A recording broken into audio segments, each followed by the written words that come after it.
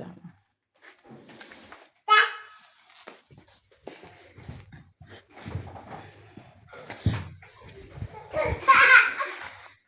দেখছেন আমার ছেলের অবস্থা, কি অবস্থা করছে ছিনতাইকারীরা। আজকে জিটি করে আসলাম, দেখি জিটি করে কি অবস্থা হয়, পাই না পাই। ছেলে তো আঘাত পেয়ে গেছে। মোবাইলটা কিনছিলাম 30,000 টাকাতে কয়েকদিন আগে, 8-9 দিন হলো। তো দেশের শাসনের ব্যবস্থা কীরকম, কত দূর নিয়ে গেছে সমন্বয়করা, স্টুডেন্ট, প্রধান উপদেষ্টারা, তারা যে শাসন ব্যবস্থা কোন পর্যায়ে নিয়ে গেছে।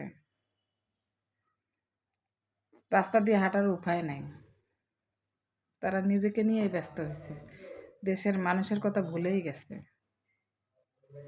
এতটুকুন চিন্তা নাই বা ভাবতেছে না যে তাদের পেছনে এই ছেলেগুলাই একদিন মাঠে নেমেছিল, যুদ্ধ করেছিল, নিজের কথা চিন্তা করে না। তালা দিয়েও আটকাইতে পারি নাই, রুমে আটকানোই সম্ভব ছিল না, দরজা ভেঙে বের হয়ে গেছিল।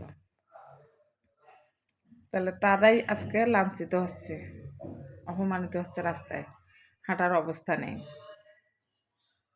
তাহলে কি হবে তাদের পেছনের থেকে? এবারেই শেষ, তাদের বিপদ তারা নিজেরাই ডেকে আনতেছে না। আমার সাথে কে কে আছেন সবাই একটু সাড়া দিবেন, শেয়ার করবেন, যেন প্রত্যেকটা মানুষই এই ভিডিওটা পায়, আমার ছেলের হাত কাটাটা দেখতে পারে, শাসন ব্যবস্থাটা সবাই বুঝতে পারে। দেখি মোবাইলটা পাই কি না। ছেলেকে তো কালকে থেকেই ডাক্তারের অবজারভেশনে রাখছিলাম,